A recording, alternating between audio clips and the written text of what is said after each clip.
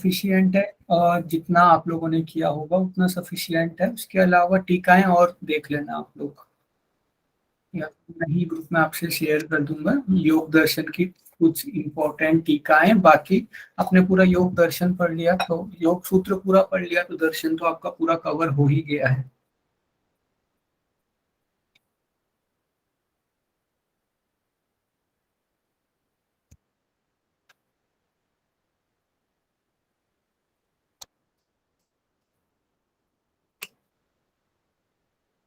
चलिए वैशेषिक दर्शन के साथ शुरू करते हैं। स्क्रीन विजिबल है आप लोगों को? जी सर। तो जो वैशेषिक दर्शन है, इसके प्रणेता महर्षि कणाद को बताया जाता है। और इनका नाम कणाद क्यों पड़ा, दो लॉजिक दिए जाते हैं इसके पीछे। पहला लॉजिक, ये खेतों से कणों को चुन चुन कर लाते थे और उसी से अपने जीवन का निर्वाह करते थे, इसीलिए इनका नाम कणाद पड़ा। दूसरा जो लॉजिक है, दूसरी जो इसके पीछे बात बताई जाती है, यहाँ पे नहीं लिखी है, लेकिन क्योंकि इन्होंने कणों के यानी कि एटम्स के ज्ञान को ये जानते थे, इस वजह से इनका नाम कणाद पड़ा। जो वैशेषिक दर्शन है उसे एक तरह से एंशियंट फिजिक्स भी हम समझ सकते हैं। जैसे आज के टाइम पे हम पढ़ते हैं एटम्स, मॉलिक्यूल्स वगैरह, ये सारी चीजें, तो यही साइंस मोस्टली हमारा वैशेषिक दर्शन कवर करता था।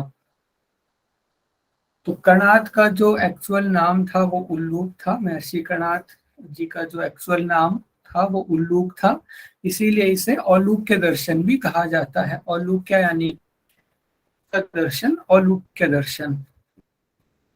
अब वैशेषिक दर्शन को वैशेषिक दर्शन क्यों कहते हैं, उसके पीछे ये रीजन है कि इसमें विशेष नामक पदार्थ की व्याख्या की गई है। यानी कि जो हमारा वैशेषिक दर्शन है, जैसे मैंने आपको बताया, ये फिजिकल साइंस पे ज्यादा फोकस करता है। तो इसमें पदार्थों की व्याख्या की गई है। तो 7 पदार्थ इसमें बताए गए हैं, 7 सबस्टेंस इसमें बताए गए हैं। वो जो 7 पदार्थ हैं उसमें से एक पदार्थ है विशेष नामक पदार्थ। तो विशेष नामक पदार्थ को क्योंकि ये मानता है, इसीलिए इस दर्शन को हम वैशेषिक दर्शन कहते हैं।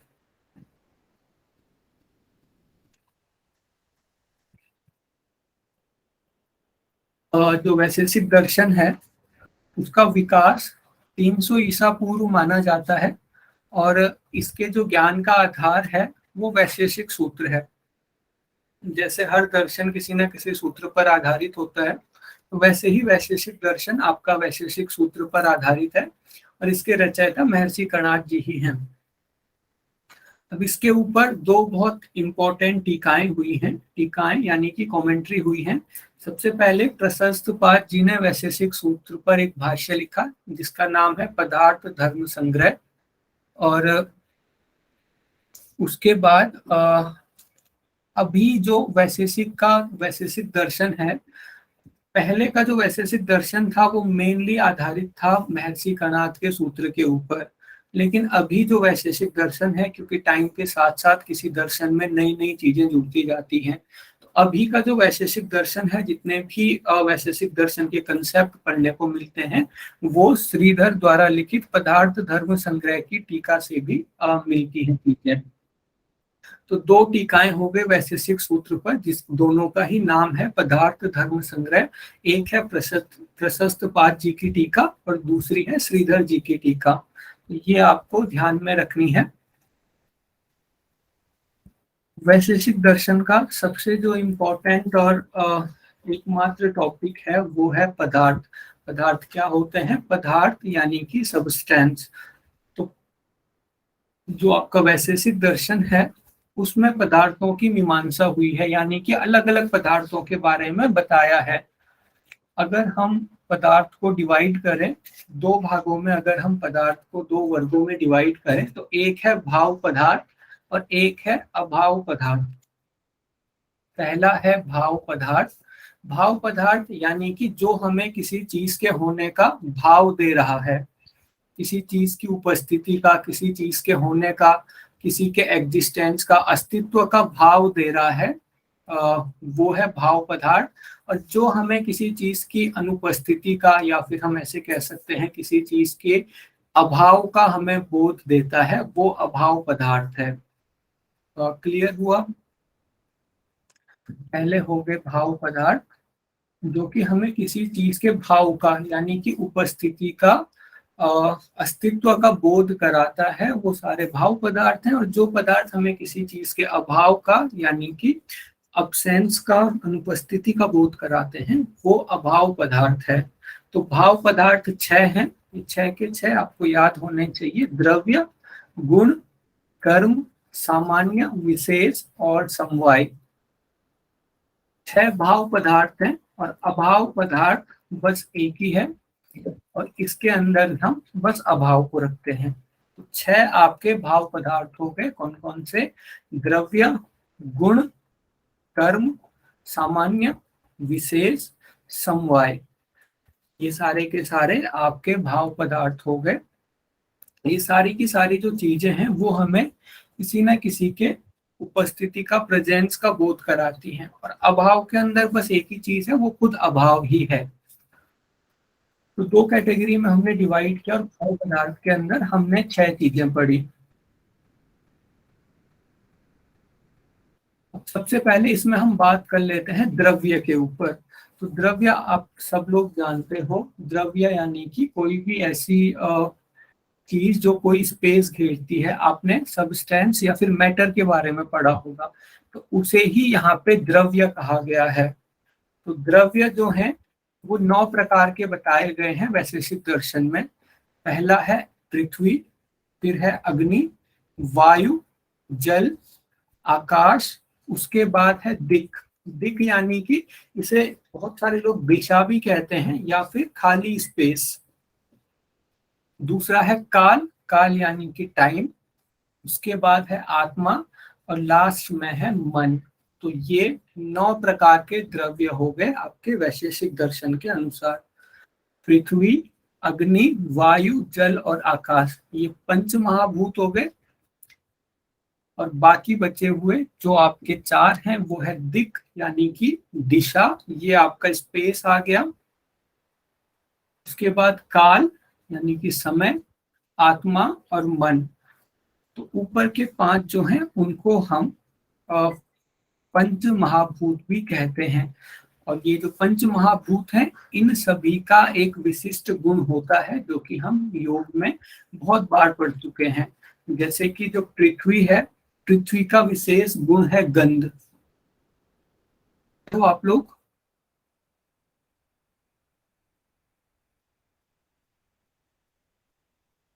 पंच महाभूत और उसके गुण आप लोग पढ़ चुके हो? जी सर।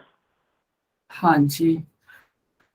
तो जैसा आपने पहले पढ़ा है, आपने उपनिषद में पढ़ा होगा, आपने ये हठ योग में पढ़ा होगा, बहुत बार ये टेबल आती है। पृथ्वी का जो गुण है यानी कि इनकी तन्मात्राएं, तो पृथ्वी का जो गुण है वो है गंध। इसके अलावा जल का जो गुण है वो है रस, वायु का गुण है स्पर्श, अग्नि का गुण है रूप और आकाश का गुण है शब्द। मैं एक बार फिर से रिपीट कर रहा हूँ। पृथ्वी का जो गुण है यानी कि पृथ्वी को हम जिसके आधार पे पहचान सकते हैं वो है गंध। उसके बाद आपका जो जल है उसका गुण है रस, वायु का गुण है स्पर्श, अग्नि का गुण है रूप और आकाश का गुण है शब्द। तो ये आपके 9 द्रव्य हैं। 9 द्रव्यों में से पहले 5 द्रव्यों को कहते हैं पंच महाभूत, और हर महाभूत का अपना एक गुण होता है जो कि अभी हमने देखा।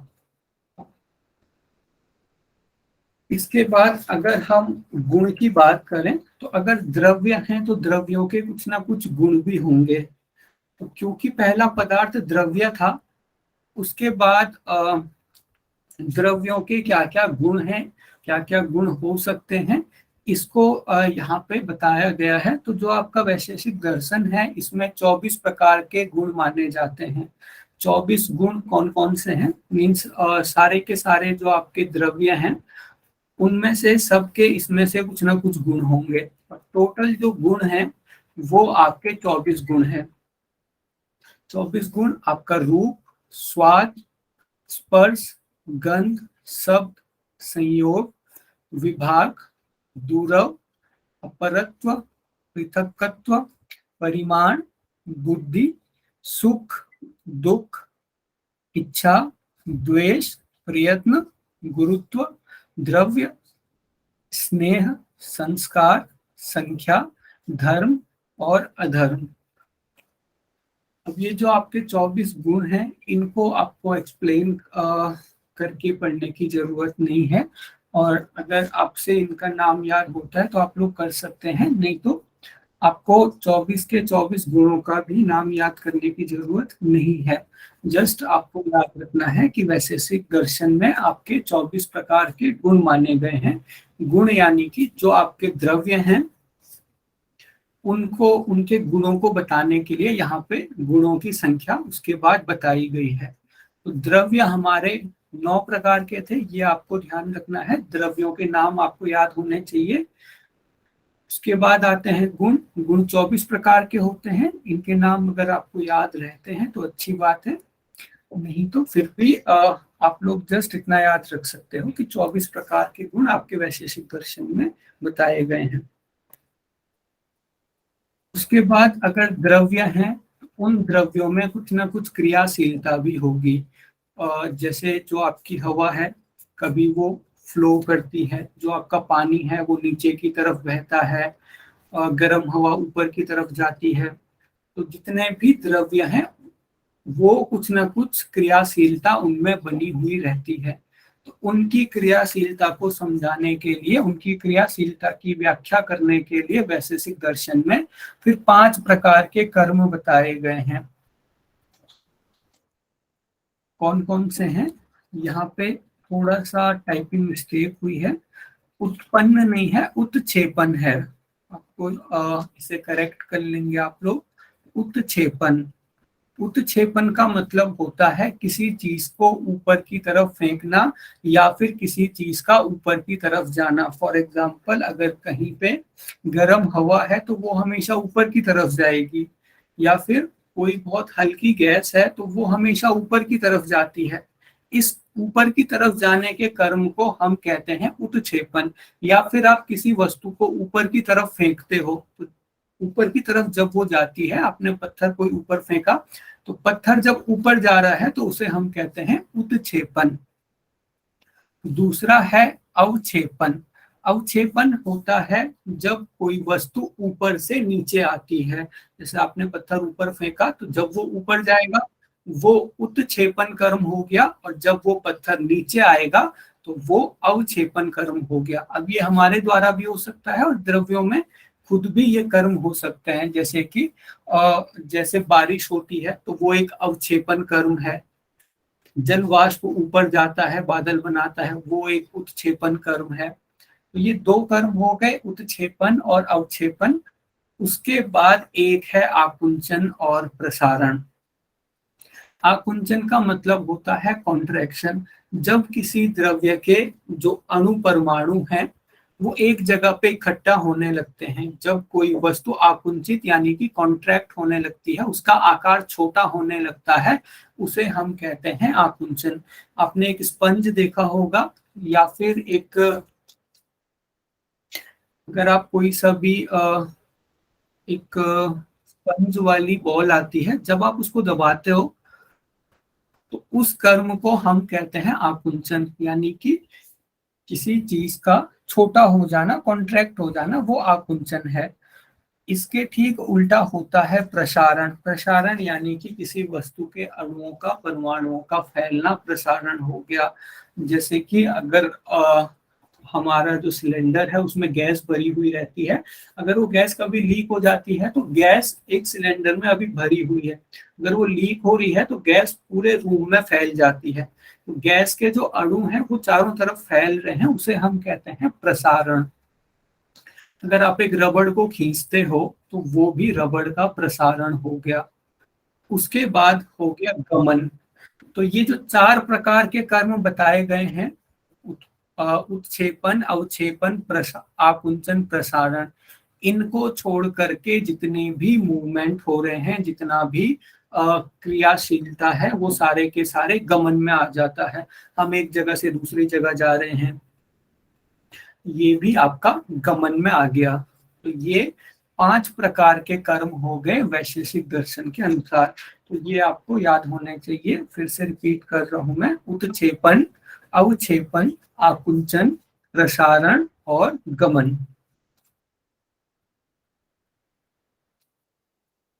ये आप लोग पढ़ लोगे बाद में, ये वही है जो अभी मैंने आपको एक्सप्लेन किए।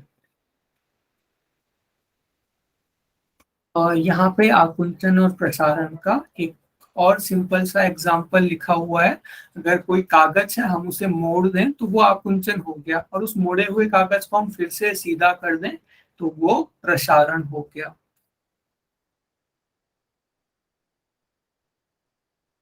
नेक्स्ट है सामान्य और विशेष।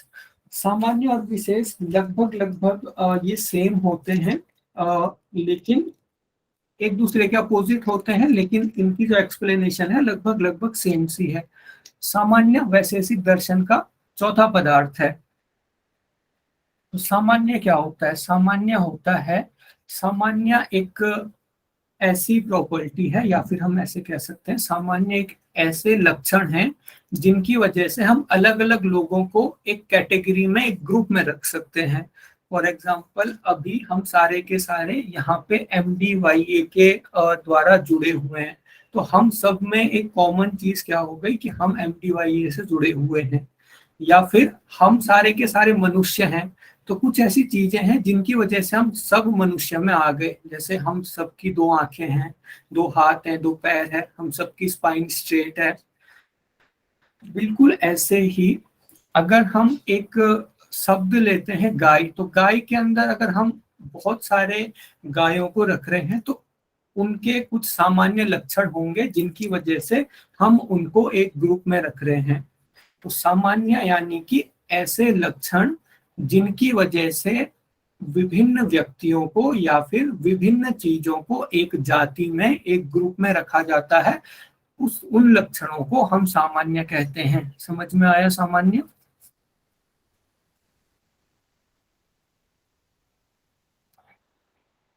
जी सर। जी सर। हाँ जी। उसके बाद है विशेष। अब ये जो विशेष है, ये जस्ट सामान्य का उल्टा है। सामान्य में ऐसे लक्षण थे जिसकी वजह से लोगों को एक ग्रुप में रखा जा रहा था, यानी कि अलग अलग व्यक्तियों के बीच में जो समानताएं थी वो सामान्य में आती हैं। विशेष का मतलब ऐसे लक्षण जिनकी वजह से 2 लोगों को हम अलग अलग कर सकते हैं। यहाँ पे अभी जितने लोग हैं सारे के सारे अलग हैं, उन सबकी कुछ ना कुछ ऐसे लक्षण हैं जिनकी वजह से हम सबको अलग अलग पहचान सकते हैं। आपकी आवाज हो सकती है, आप कैसे दिखते हो, ये चीज हो सकती है। ये सारे के सारे विशेष लक्षण हैं।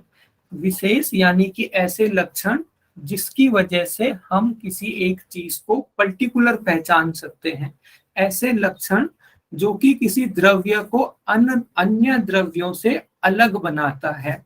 जैसे अगर हम किसी एक पर्टिकुलर गाय की बात करें तो उस गाय में कुछ ऐसे लक्षण होंगे जिससे हम उस गाय को अगर एक गाय का झुंड है तो उसमें हम किसी पर्टिकुलर गाय को पहचान सकते हैं उस गाय के लक्षणों से। तो विशेष आपके ऐसे लक्षण हो गए जो कि हमें एक यूनिकनेस देते हैं, हमें और सबसे अलग बनाते हैं। उन लक्षणों को हम विशेष कहते हैं। उसके बाद इसमें है समवाय। तो समवाय है, ये एक प्रकार का संबंध है, ऐसा संबंध जिसकी वजह से 2 पदार्थ एक दूसरे से समवेत रहते हैं। समवेत रहने का मतलब साथ में रहते हैं।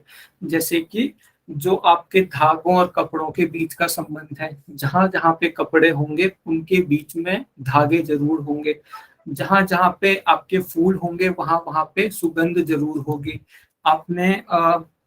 जब आपने इंडियन लॉजिक पढ़ा होगा तब वहां पे एक चीज आती है, व्याप्ति। तो ये जो समवाय है ये एक तरह की व्याप्ति है, यानी कि आपके हेतु और साध्य के बीच में जो संबंध होता है ना, आपने पढ़ा होगा कि धुएं और आग के बीच में संबंध होता है, जहां जहां पे आग होगी वहां वहां पे धुआं होगा। तो इस संबंध को हम समवाय कहते हैं, मतलब एक प्रकार का संबंध है जिसकी वजह से दो पदार्थ हमेशा साथ मिलेंगे आपको। इसका एग्जाम्पल यहाँ पे लिखा हुआ है, धागे और कपड़े, गुलाब का फूल और सुगंध। एक और एग्जाम्पल मैंने आपको दिया, जो संबंध आग और धुएं के बीच में है, जहां जहां पे आग होगी वहां वहां पे धुआं होगा। अब ये जो समवाय संबंध है वो नित्य होता है। ऐसा नहीं होगा कि अभी आग के साथ धुआं है फिर आप आग जलाओगे फिर धुआं नहीं होगा, ऐसा नहीं होगा। समवाय संबंध नित्य होगा। तो ये थे हमारे सारे के सारे भाव पदार्थ। अब आता है हमारा एकमात्र अभाव पदार्थ, जो कि खुद अभाव है। भाव पदार्थ अभी तक हमें किसी ना किसी चीज का बोध करा रहे थे, किसी ना किसी उपस्थिति का बोध करा रहे थे, चाहे वो किसी गुण की उपस्थिति हो, चाहे वो किसी संबंध की उपस्थिति हो, या फिर लक्षणों की उपस्थिति हो। अभाव पदार्थ हमें अभाव का बोध करा रहे हैं, किसी चीज की अनुपस्थिति का बोध करा रहे हैं। तो जो अभाव है वो दो प्रकार का माना जाता है, एक है संसर्गा भाव और दूसरा है अन्योन्या भाव। तो सबसे पहले हमें इन दोनों में अंतर समझना पड़ेगा, संसर्गा भाव और अन्योन्या भाव। तो जो संसर्गा भाव है वो होता है दो वस्तुओं के बीच में संबंध का अभाव, मतलब दो वस्तुओं के बीच में जो संबंध है अगर उसका अभाव होगा तो उसे हम संसर्गा भाव कहते हैं। और अगर दो वस्तुएं पूरी तरह से एक दूसरे से अलग होंगी तो उसे हम अन्योन्या भाव कहते हैं। तो पहले हम संसर्गा भाव के टाइप देख लेते हैं। तो संसर्गा भाव में दो वस्तुओं के संबंध का अभाव होगा, यानी कि दो वस्तुओं के बीच जो रिलेशन है उसका अभाव होगा। अब इसको हम एग्जाम्पल से समझने का ट्राई करेंगे। संसर्गा भाव तीन प्रकार का होता है। पहला है प्राग भाव, दूसरा है ध्वंसा भाव, तीसरा है अत्यंता भाव। अब हम एग्जाम्पल लेते हैं, मिट्टी और घड़े का एग्जाम्पल लेते हैं। तो कोई मिट्टी है, अभी तक उससे घड़ा नहीं बना है, तो घड़ा बनने से पहले मिट्टी में जो घड़े का अभाव है उसे हम कहते हैं प्राग भाव, यानी कि किसी चीज की उत्पत्ति से पहले उसका अभाव होता है प्राग भाव। हमारे जन्म से पहले इस दुनिया में हमारा जो अभाव था वो हो गया प्राग भाव। दूसरे नंबर पे आता है ध्वंसा भाव। ध्वंसा भाव का मतलब होता है घड़ा अगर टूट गया तो फिर से हमें वहां पे मिट्टी मिल गई, तो घड़ा टूटने के बाद मिट्टी में जो उसका अभाव होगा वो होता है ध्वंसा भाव। किसी चीज का ध्वंस हो जाने के बाद, हमारे मरने के बाद जो हमारा अभाव हो जाएगा दुनिया में वो होगा ध्वंसा भाव। तीसरा है अत्यंता भाव। अत्यंता भाव मतलब जो चीज कभी बनी ही नहीं, उसका जब हम अभाव की बात करते हैं तो वो होता है अत्यंता भाव। तो यहाँ पे हम दो वस्तुओं के बीच संबंध की बात कर रहे हैं, आपके मिट्टी और घड़े के बीच संबंध की बात कर रहे हैं। तो ये तीन टाइप के आपके संसर्गा भाव हो गए।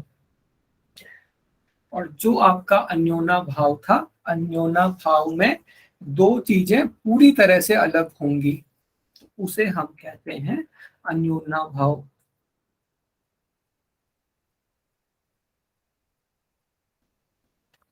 तो ये क्लियर हुआ सर आप लोग? हाँ सर जी। ये अन्योन्या भाव क्या होता है? पहले आपको संसर्गा भाव समझना पड़ेगा। संसर्गा भाव में दो वस्तुओं के बीच जो संबंध है उसका अभाव संसर्गा भाव कहते हैं। कि दो वस्तुएं कभी एक दूसरे के संपर्क में आई कि नहीं आई, अगर दो वस्तुएं एक दूसरे के संपर्क में नहीं आई तो उसे हम संसर्गा भाव कह रहे हैं। और अगर दो वस्तुएं एक दूसरे से पूरी तरह अलग है तो उसे हम अन्योन्या भाव कहते हैं। संसर्गा भाव का एग्जाम्पल हो गया, जैसे कोई मिट्टी है, उससे अभी तक घड़ा नहीं बना है, तो मिट्टी और घड़ा अभी तक एक दूसरे के कांटेक्ट में नहीं आए हैं, एक दूसरे के स्पर्श में नहीं आए हैं, तो वो हमारा संसर्गा भाव हो गया।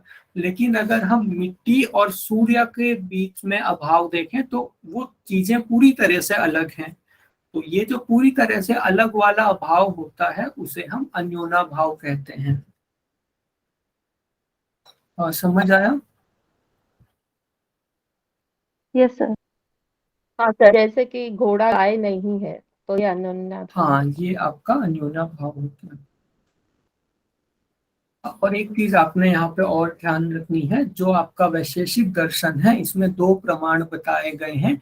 एक प्रमाण है आपका प्रत्यक्ष और दूसरा प्रमाण है आपका अनुमान। तो ये आपका वैशेषिक दर्शन कंप्लीट हो गया।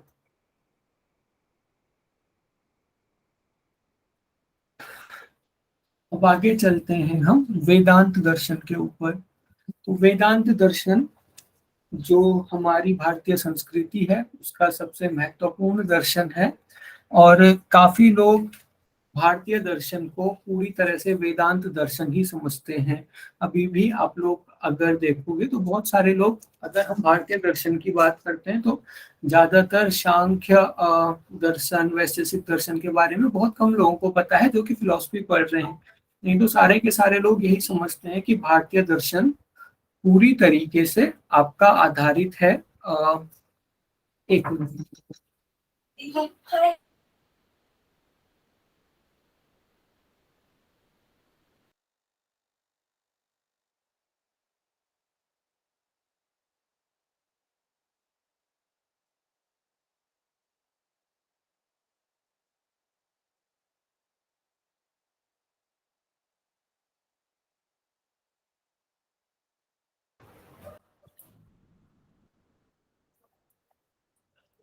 तो वेदांत दर्शन है, मैं आपसे ये बात कर रहा था कि अभी तक बहुत सारे लोग जस्ट भारतीय दर्शन को वेद के थ्रू भी जानते हैं, वेदांत दर्शन के थ्रू भी जानते हैं। तो आप समझ सकते हो कितना ज्यादा ये वेदांत दर्शन इम्पोर्टेंट है।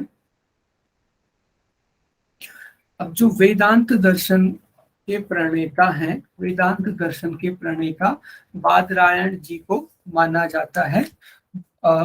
उन्होंने एक सूत्र लिखा था जिसे हम कहते हैं ब्रह्म सूत्र। जैसे कि अलग अलग दर्शनों के सूत्र होते ही हैं, वैसे ही वेदांत दर्शन के जो सूत्र हैं वो है ब्रह्म सूत्र। ब्रह्म सूत्र लिखने के पीछे कारण क्या था?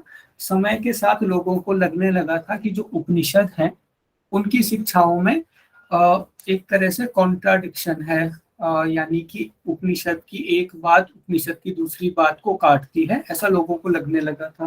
तो उपनिषद की शिक्षाओं में एक समन्वय स्थापित करने के लिए ब्रह्म सूत्र की रचना हुई थी। ब्रह्म सूत्र के थ्रू उन्होंने ये बताने की कोशिश की थी कि उपनिषद एक ही चीज को इंगित कर रहे हैं, बस लोगों के समझने का जो नजरिया है वो गलत है। तो ब्रह्म सूत्र जो है वो वेदांत दर्शन का मुख्य ग्रंथ है और वेदांत दर्शन का आधार है। बादरायण जी ने ब्रह्म सूत्र लिखा था और उपनिषद के विचारों में सामंजस्य लाने के उद्देश्य से लिखा था। और ये जो ब्रह्म सूत्र है इसे हम शारीरिक सूत्र भी कहते हैं, और इसमें 4 अध्याय हैं। कौन कौन से 4 अध्याय हैं? पहला अध्याय है समन्वय।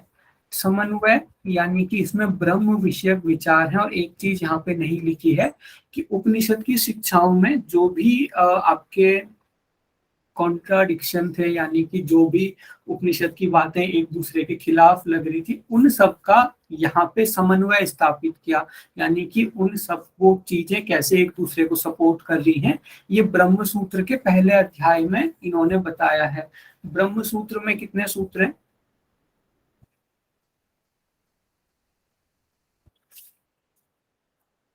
555। हाँ जी, 555 सूत्र आपके ब्रह्म सूत्र में है। दूसरे जो अध्याय है उसमें जो ब्रह्म विरोधी तर्क थे, यानी कि जैसे कि ब्रह्म को ना मानने वाले जो तर्क थे उनकी बातों का खंडन हुआ है। और पहले अध्याय की जो बात है उन बातों का तर्क के थ्रू पुष्टिकरण हुआ है, यानी कि उनके लिए तर्क दिया है, और जो ब्रह्म विरोधी विचारधारा है उसका खंडन भी तर्क के माध्यम से किया है। इसीलिए दूसरे अध्याय को हम कहते हैं अविरोध। तीसरा अध्याय जो है वो साधना से संबंधित है। इसी अध्याय में आपका जो आपने ज्ञान योग का पढ़ा होगा, आंतरिक साधन, बाह्य साधन, वो सारे के सारे आपके साधना अध्याय में ही हैं। श्रवण, मनन, निधि, ध्यासन, ये जो भी आपने पढ़ा वो सारा का सारा साधना अध्याय में ही है। इसमें कैसे ब्रह्म की साधना की जा सकती है ये सारी बातें बताई हुई हैं। चौथा अध्याय साधना के बाद आपको क्या फल मिलेगा, मुक्ति के फलों की चर्चा है, इसको हम फला अध्याय कहते हैं। अब हुआ क्या था, बादरायण जी ने ब्रह्म सूत्र लिखा था। उपनिषद के विचारों में सामंजस्यता स्थापित करने के लिए, उपनिषद के विचारों में एक मत स्थापित करने के लिए।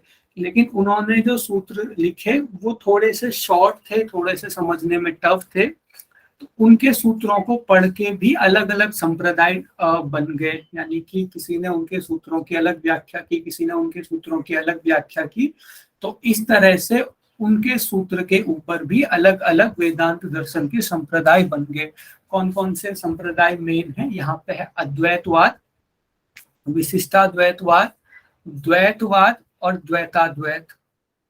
तो जो अद्वैतवाद है उसके प्रवर्तक आचार्य शंकर हैं, विशिष्टाद्वैतवाद के प्रवर्तक रामानुजाचार्य जी हैं, द्वैतवाद के प्रवर्तक आपके माधवाचार्य जी हैं, और द्वैताद्वैत के प्रवर्तक निम्बकाचार्य जी हैं। तो क्यों ये अद्वैतवाद है, क्यों ये द्वैताद्वैत है, थोड़ा सा हम उसको समझ लेते हैं। तो वेदांत दर्शन का जो प्रमुख प्रश्न है वो है जीव और ब्रह्म में क्या संबंध है, और इसी प्रश्न के उत्तर में ये अलग अलग संप्रदाय बने हैं। जैसे कि जो आचार्य शंकर थे उनके मतानुसार, उनके अनुसार जो जीव और ब्रह्म है वो दो सत्ताएं नहीं हैं। जो जीव है वो ब्रह्म का ही एक हिस्सा है, इसीलिए उन्होंने एक ही सत्ता को स्वीकार किया, अद्वैत। और इसीलिए उनके जो दर्शन है उसे हम अद्वैतवाद कहते हैं, यानी कि अद्वैत दो नहीं है, एक ही है। इनके अनुसार जीव और ब्रह्म दो नहीं है, एक ही सत्ताएं हैं। सर ये शंकराचार्य ही बोल रहे हैं ना आप, शंकराचार्य का अद्वैत है? हाँ जी, आचार्य शंकर, शंकराचार्य। उन्होंने कहा जीव और जो ब्रह्म है वो दो नहीं है, एक ही है, इसीलिए इसको अद्वैतवाद कहते हैं। रामानुजाचार्य जी ने कहा कि ब्रह्म एक ही है, लेकिन उसके अंदर जीव और अचेतन प्रकृति दो अलग अलग रूपों में विद्यमान है। इन्होंने क्या कहा, रामानुजाचार्य जी ने क्या कहा कि एक ही ब्रह्म में जीव तथा अचेतन प्रकृति विशेषण रूप से है, यानी कि एक बड़ा जो आपका बड़ी जो सत्ता हो गई वो ब्रह्म है, और उसी के अंदर आपका जीव है, और उसी के अंदर अचेतन प्रकृति है। यानी कि इन्होंने एक तरह से, जैसे हम पतंजलि में पढ़ते हैं ना कि एक पुरुष विशेष आपका ईश्वर हो गया, उसी के अंतर्गत आपका पुरुष और प्रकृति दोनों आ गए। तो क्योंकि इन्होंने अद्वैत ही बताया कि लास्ट में तो ब्रह्म ही है, लेकिन इन्होंने उसे विशिष्ट तरीके से समझाया, तो इसीलिए इनके मत को हम विशिष्टाद्वैत कहते हैं।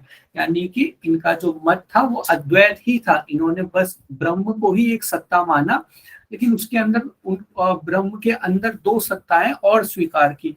तो विशिष्ट तरीके से क्योंकि इन्होंने अद्वैत को स्वीकार किया, इसीलिए इनके दर्शन को हम विशिष्टाद्वैत कहते हैं। अब जो माधवाचार्य जी थे उन्होंने जीव और ब्रह्म को दो माना कि जीव अलग है, ब्रह्म अलग है, इसीलिए इनके मत को हम द्वैतवाद कहते हैं। जो निम्बकाचार्य जी थे उनके अनुसार एक दृष्टि से जीव और ब्रह्म अलग अलग हैं, और एक दृष्टि से जीव और ब्रह्म एक ही हैं।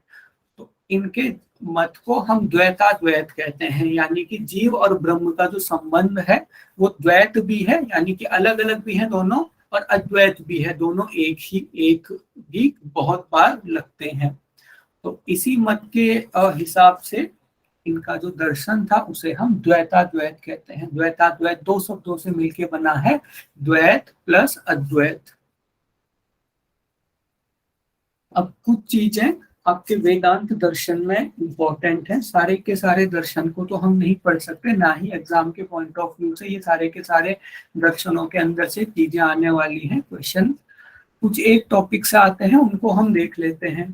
तो सबसे पहले शंकर का जो जगत विचार है, आचार्य शंकर के मतानुसार जो आपका एकमात्र सत्य है वो ब्रह्म ही है, उसके अलावा सारी की सारी चीजें हैं वो असत्य हैं।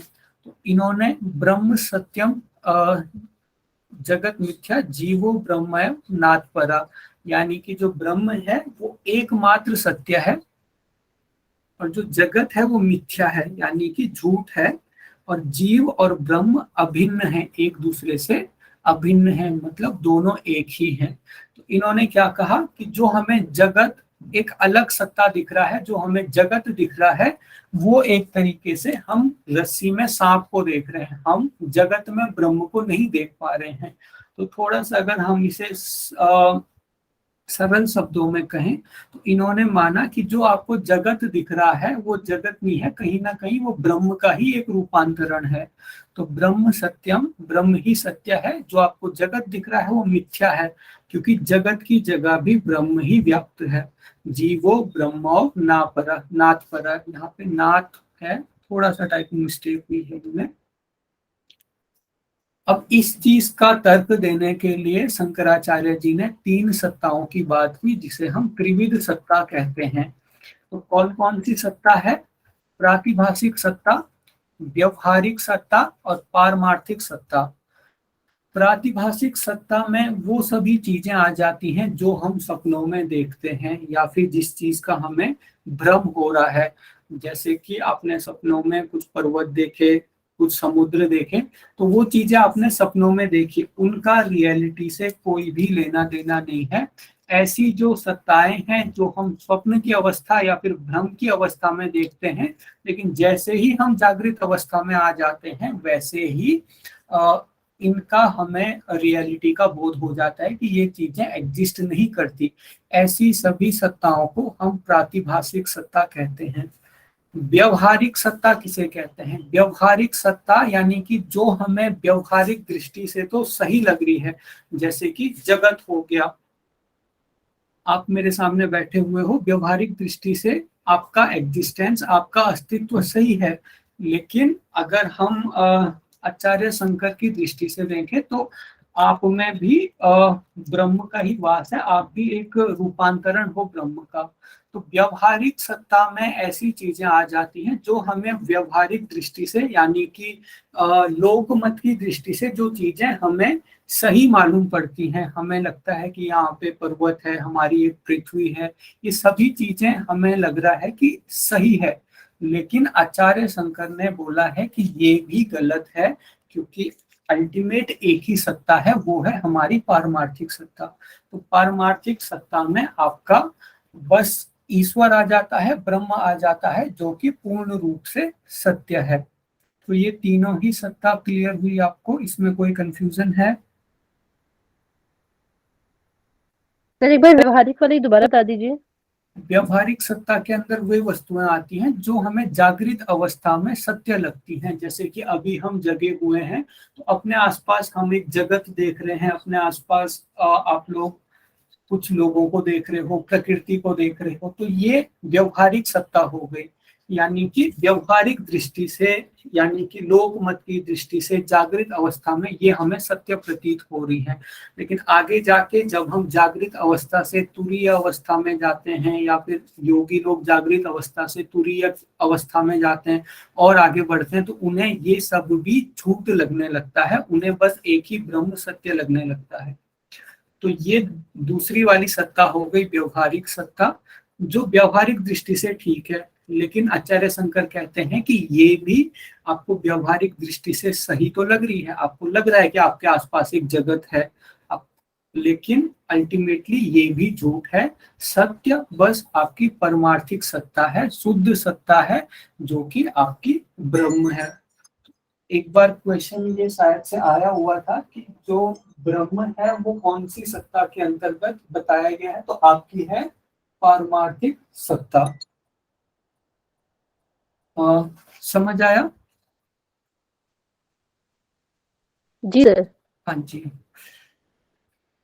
नेक्स्ट है तीन भेद। ये तीन भेद भी वेदांत दर्शन में थोड़ा सा जरूरी है।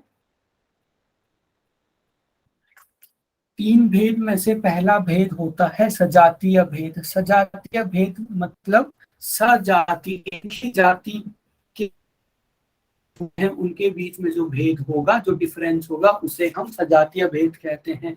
यानी कि एक गाय और दूसरी गाय के बीच में जो भेद होगा उसे हम सजातीय भेद कहेंगे। और ये भेद हमें जिन लक्षणों से पता चलता है, हमने वैशेषिक दर्शन में उन लक्षणों को क्या कहा था?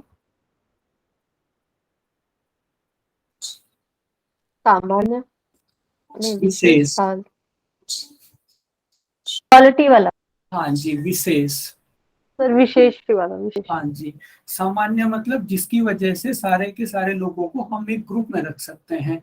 समान लक्षण मतलब जो चीजों के बीच में समानता बताते हैं, और जो लोगों को अलग अलग पहचानने में मदद करते हैं। लोगों के जो विशेष अपने अलग अलग लक्षण हैं वो विशेष में आ जाते हैं। तो सजातीय भेद का मतलब होता है दो एक ही जाति की वस्तुओं के बीच में जो भेद होगा उसे हम सजातीय भेद कहते हैं। और दो असमान वस्तुओं के बीच में जो भेद होगा, जैसे कि एक गाय और घोड़े के बीच में जो भेद है, जातीय भेद है। तीसरा भेद है स्वगत भेद। स्वगत भेद मतलब एक ही वस्तु के अंगों में जो भेद होगा, गाय है उसकी सींग और डिफरेंस होगा ना, वो होगा स्वगत भेद। फिर से मैं रिपीट कर रहा हूँ, एक ही जाति की दो अलग अलग वस्तुओं के बीच में जो भेद होगा उसे सजातीय भेद कहते हैं। और दो अलग अलग जातियों के बीच की जो वस्तुएं हैं उनके बीच में जो भेद होगा उसे जातीय भेद कहते हैं। गाय और घोड़े के बीच में जो भेद है। तीसरा है एक ही वस्तु की अपने अंगों के बीच में जो भेद है उसे स्वगत भेद कहते हैं। जैसे कि हमारे हाथ और पैरों में जो भेद है, एक ही वस्तु के अंग हैं ये, लेकिन अलग अलग हैं, तो इसे हम स्वगत भेद कहते हैं। आपका कोई क्वेश्चन है? सर, सजातीय स्वगत भेद भेद एक बार बोलिए। सजातीय जो भेद है उसका एक एग्जांपल दीजिए ना सर। सजातीय यानी कि एक ही जाति की दो अलग अलग वस्तुओं के बीच का भेद, यानी कि दो गायों के बीच में भेद, दो मनुष्यों के बीच में अंतर है, दोनों गायें लेकिन उनके सजातीय बीच भेद से सर बहुत छोटा सा डिफरेंस आएगा इसमें ना। हाँ छोटा सा डिफरेंस आएगा। और सर, स्वगत भेद एक बार दोबारा बता दीजिए। स्वगत भेद मतलब एक कोई वस्तु है उसके अंगों के बीच में भेद होगा। जैसे गाय है, एक वस्तु है। सर, वॉइस ब्रेक होने लगती है इसमें आपकी। एक स्वगत भेद वो होता है जैसे कि अब शरीर को मान लो, शरीर पूरा एक शरीर है, उसमें हाथ और पैर, एक ही शरीर के दो पार्ट हैं। हाँ, तो उनके पार्ट में जो भेद होगा, एक वस्तुओं के अंगों में या फिर अंशों में जो भेद होता है उसे हम स्वगत भेद कहते हैं। अब जो ब्रह्म है वो इन तीनों ही भेदों से परे है। आप में से कोई बताएगा कैसे ब्रह्म तीनों ही भेदों से परे है?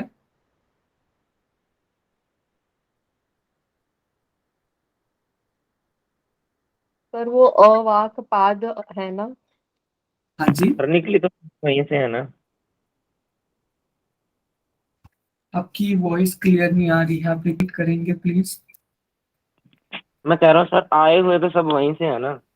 हाँ, आए हुए सब सर वहीं से उसको हैं। तो पारमार्थिक बताया ना, सुप्रीम। हाँ, सुप्रीम सत्ता है। देखिए सर, सजातीय, जो जो तीनों गुणों से परे है ना। हाँ वो आपका ब्रह्म है। देखिए सजातीय भेद और विजातीय भेद किसी चीज में बताने के लिए हमें दो चीजें चाहिए, लेकिन आचार्य शंकर कह रहे हैं कि ब्रह्म के अलावा कोई चीज है ही नहीं। तो आप ब्रह्म को किसके साथ कंपेयर करोगे? तो कोई चीज कंपेयर करने के लिए तो है ही नहीं, तो आप उसमें कैसे भेद बता सकते हो? तो इसीलिए ब्रह्म सजातीय भेद और विजातीय भेद से परे है। स्वगत भेद यानी कि ब्रह्म से जो भी चीजें बनी हुई हैं उनके अंदर भी ब्रह्म का ही अंश है, इसीलिए जो ब्रह्म है वो स्वगत भेद से भी परे है। तो ब्रह्म सभी प्रकार के भेदों से रहित है और भेद 3 प्रकार के वेदांत दर्शन में बताए हुए हैं। इन तीनों को भी आपने ध्यान में रखना है। तो आचार्य शंकर के दर्शन में ये 2 चीजें थोड़ी सी इम्पोर्टेंट थी। उसके बाद रामानुजाचार्य जी के अनुसार ईश्वर, ये थोड़ा सा इम्पोर्टेंट है। जो आपके रामानुजाचार्य थे उनके अनुसार ईश्वर एक ही है, लेकिन भक्तों की सहायता के लिए, भक्तों की मुक्ति को ध्यान में रखते हुए वो खुद को अलग अलग रूपों में व्यक्त करता है। तो रामानुजाचार्य जी ने 5 आपके ईश्वर के हम प्रकार कह सकते हैं, या फिर 5 रूपों में ईश्वर खुद को व्यक्त करता है। हमने स्टार्टिंग में ही पढ़ा था ना, इन्होंने विशिष्टाद्वैत की बात की कि अद्वैत तो है लेकिन विशिष्ट तरीके से है। उसी विशिष्ट को ये थोड़ा और एक्सप्लेन करते हैं कि ईश्वर एक है लेकिन अलग अलग प्रकार से वो खुद को व्यक्त करता है। तो कैसे व्यक्त करेगा? पहला है अंतर्यामी, ये ब्रह्म या ईश्वर का प्रथम रूप है। तो ये सभी जीवों के अंतःकरण में है और सभी जीवों की प्रवृत्तियों को गति प्रदान करता है, यानी कि ये एक तरह से हमारी आत्मा का रूप हो गया। हमारी आत्मा ही हमारे जीने का कारण है, हमारी प्रवृत्तियों को गति प्रदान आत्मा ही कर रही है, हमारी आत्मा ही हमें चेतन बना रही है। अगर आत्मा निकल जाएगी तो शरीर किसी काम का नहीं है। तो ये जो आत्मा के रूप में जो ब्रह्म और ईश्वर हमारे अंतःकरण में होता है, उस ईश्वर के रूप को हम अंतर्यामी कहते हैं। दूसरा है नारायण या वासुदेव। तो इन्होंने बताया कि जो नारायण या वासुदेव है वो ब्रह्म का दूसरा रूप है, और ये जो रूप है इसी रूप को देवतागण वैकुंठ में देखते हैं। आपने जो भी वैकुंठ में नारायण या फिर वासुदेव की फोटो देखी होगी, या फिर आपने किसी अपने महाभारत वगैरह में देखा होगा, तो वो ये नारायण या वासुदेव ही है। तीसरा है व्यूह। व्यूह मतलब जब ईश्वर सृष्टा यानी कि सृष्टि को बनाता है, सृष्टि का संरक्षण करता है और सृष्टि का संहार करता है, और इन तीनों ही पर्पस के लिए जब ईश्वर एक फॉर्म लेता है तो उसे हम व्यूह कहते हैं। उसके बाद है अवतार। अवतार यानी कि जब भक्तों के लिए ईश्वर पृथ्वी पर एक मनुष्य या फिर पशु या फिर किसी पाषाण के रूप में, किसी भी रूप में जब प्रकट होता है तो इसे अवतार या फिर विभव कहते हैं। लास्ट में है आर्चा अवतार। तो आर्चा अवतार क्या होता है? भक्तों के ऊपर दया करने के लिए या फिर भक्तों की श्रद्धा को देखते हुए जब ईश्वर मूर्तियों में प्रकट होता है तो उसे हम आर्चा अवतार कहते हैं। तो ये 5 तरीके के इन्होंने ईश्वर का बताया कि ईश्वर खुद को कैसे व्यक्त करता है। इनके अगेंस्ट जो शंकराचार्य जी थे उन्होंने कहा ईश्वर एक ही है और हर जगह व्याप्त है, उनका कोई भी रूप नहीं है। तो ये आपका डिफरेंस हो गया विशिष्टाद्वैत में और अद्वैत में। इतना काफी है जो आपके क्वेश्चन आएंगे। सरफेस लेवल के आते हैं दर्शन से, बहुत ज्यादा डीप क्वेश्चन नहीं आते हैं। तो आज हमने जितना पढ़ा उसमें आपका कोई कंफ्यूजन है, कोई क्वेश्चन है?